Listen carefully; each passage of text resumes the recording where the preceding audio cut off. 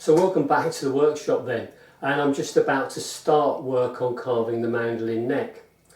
Now a few weeks ago I got an email from a chap wanting to start making mandolins, and he asked me to recommend the hand tools that he would need for making a mandolin. And to be honest, it's really quite difficult to give a definitive list of tools that you need. I mean, I've been buying tools virtually continuously for the last 50 years or so. And the other thing is, in all of these kind of guitar making, mandolin making books, etc., all of them do have really quite good lists of tools, tools that you need, tips for sharpening, etc. So probably a starting point is to get yourself a decent book. But as I'm just about to start this new process of carving the neck, I thought I'd just show you the tools that I'll probably be using to do that. Right, so just really for this one process of shaping the neck. The main tool that I like for rough removal is one of these Shinto Japanese saw rasps. Fantastic. I also like these Japanese wood carvers rasps or files. Very expensive, but they really do an incredibly good job.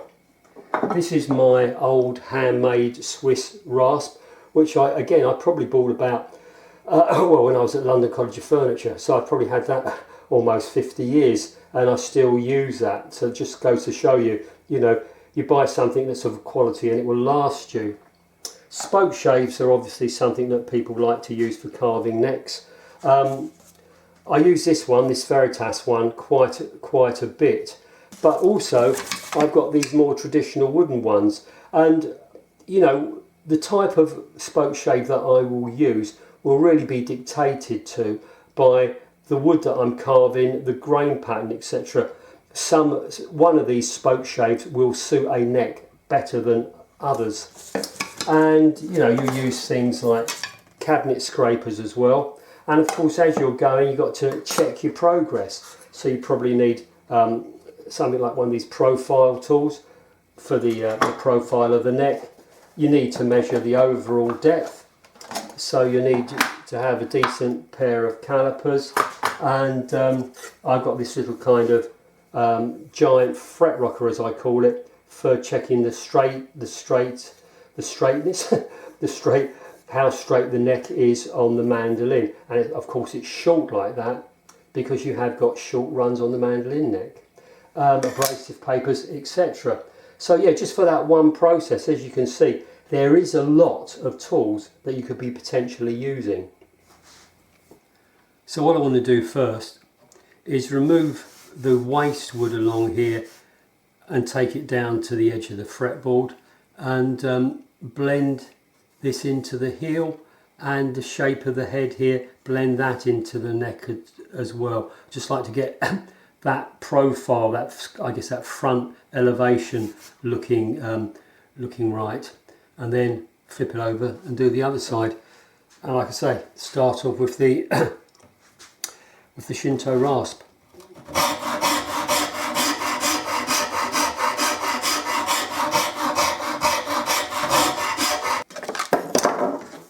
And as I get closer to the fretboard, we'll swap over from the coarse side to the finer side.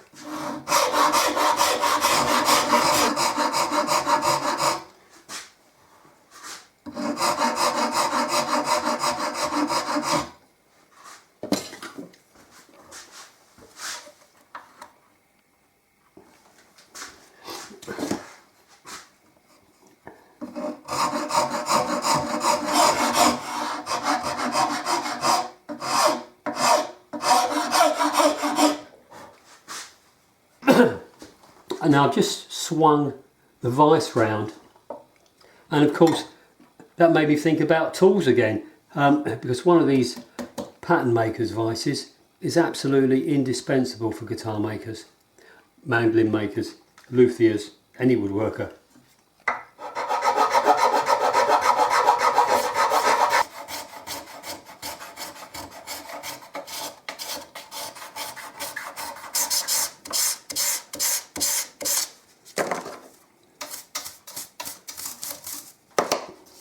Right, so that's that edge done. Yeah, really pleased with the join there. So flip it over, repeat the process on the other side. Right, so that's the waste either side of the fretboard taken off. The final kind of fraction of a millimetre will be done obviously once I'm doing the rounding off of the neck.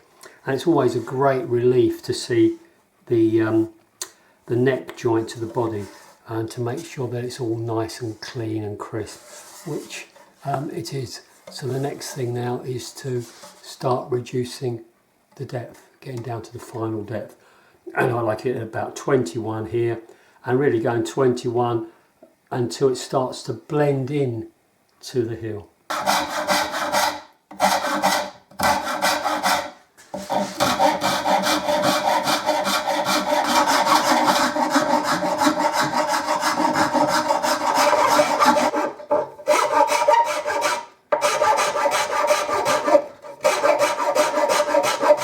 So the depth there is about 22 mil, also the same there. That last millimetre will be taken off in a final clean up and when I'm rounding the neck. So now I know the depth there and the depth there. We just take off this piece here in the middle.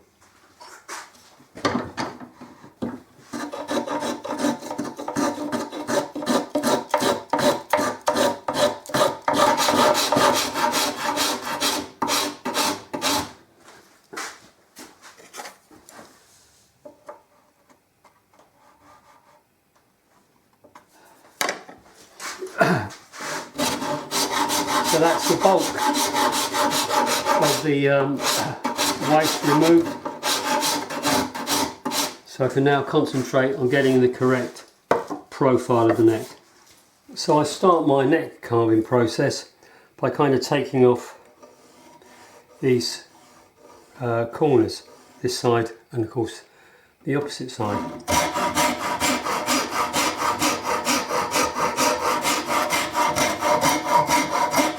So with those corners removed, I now remove these corners. Laminating the neck and having a central stripe really helps with the carving.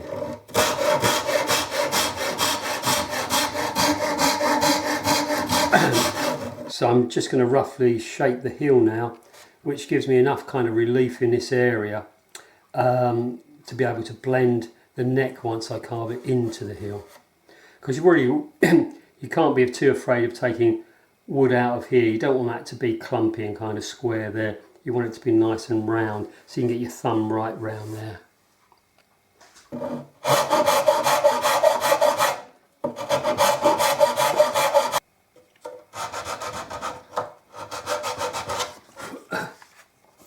Right, so that's about as much as I'll take off at this stage. As I say, I can start blending that in. And I'll do a similar thing.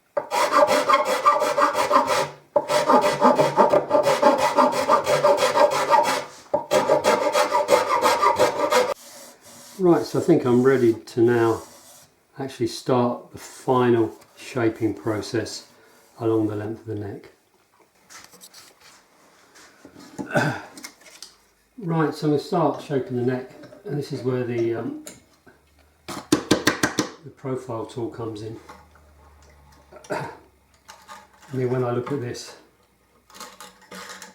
you know, I can see that there's far too much in these areas here. And as I'm working, I just tend to chop and change. 1 minute I'll use a spoke shape, then I'll use the rasp, then I'll use a file. No hard and fast rule really, it's how I feel at that particular moment in time. And of course also how the wood reacts.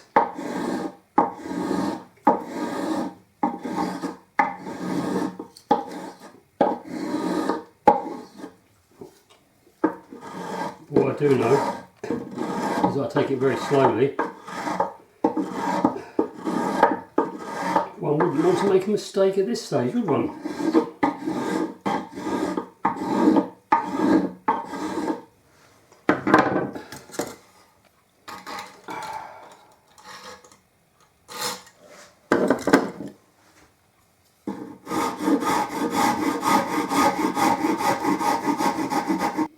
Right, so a good while later, that's pretty much the neck completed now. The last thing I need to do is make up a little heel cap to go on there, and then once that's been glued on, I'll do the final shaping and cleaning up of the heel, and obviously double check the neck, make sure that that's all correct. Yeah, so heel cap is the next step. Right, so there's the heel cap. Some red veneer and black walnut, so it matches the bindings and the purflings on the back. Obviously slightly oversized, so that can be glued on and then cleaned up. Right, as you can imagine, not the easiest thing to clamp in place, but there you go. Leave that till tomorrow. Right, so that heel cap now has all been sanded and cleaned up, and as I said to you earlier, I blended that into the heel. So I'm going to start giving the whole thing its final sort of sand now. Now what I tend to do is I start at the head and work my way down the neck, around the sides, do the back, and then the top I do last. And I'll work through a grade of papers, mainly using 320 and 500. If I need anything coarser, at this stage I won't go any coarser than 240, which to a lot of people is actually really quite fine, but you don't want to risk putting any scratches in any of the surfaces at this stage. It's better to take your time and sand for finer paper.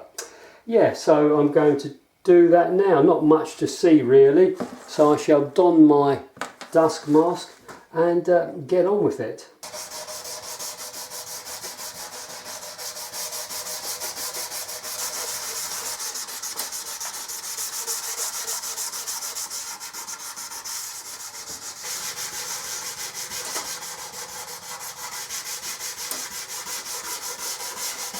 So I've sanded the whole thing now with the various grades of abrasive paper, and it really feels lovely and smooth.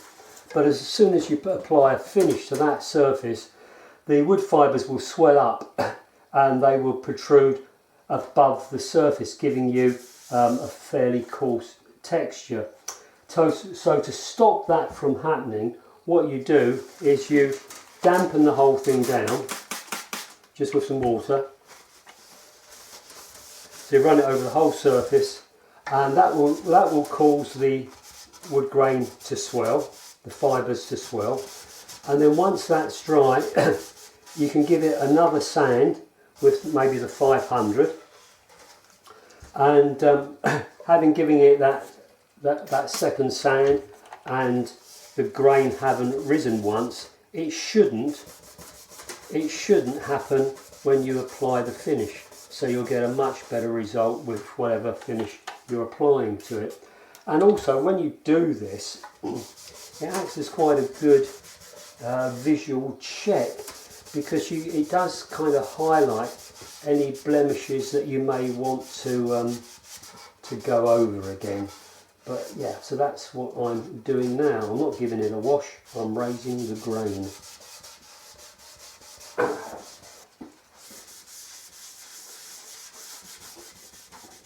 So I've been over the whole thing now with water to raise the grain. Also, when you're doing, say, the soundboard, which is susceptible to picking up little dents, if there are any little dents, you'll find that the moisture will help those to come back out. But once you've put the moisture, once you've dampened it down all over, the next stage is to go and have a cup of tea, because if you try to sand this at all whilst it's damp, you run the risk of tearing into the grain and making a wee bit of mess. So make sure it's thoroughly dry before you go on to the next stage of sanding. Right, so a bit later, I'm suitably refreshed and the mandolin is dry. I don't know if you can hear this. You can hear how rough the wood is now, and so that's the grain rising.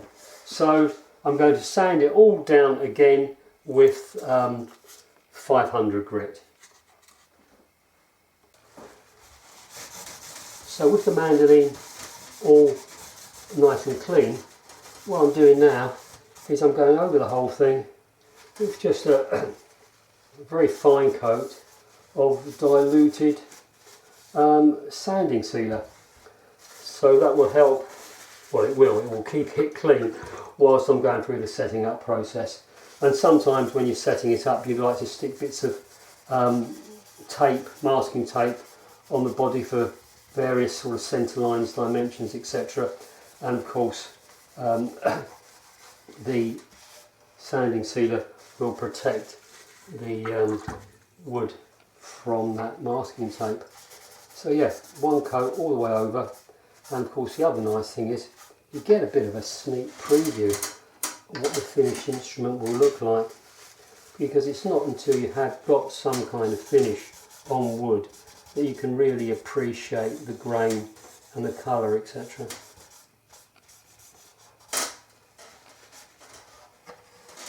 Right, so that coat of sanding sealer is now dry, and really, you know, I think the mandolin's looking quite good, if I say so myself.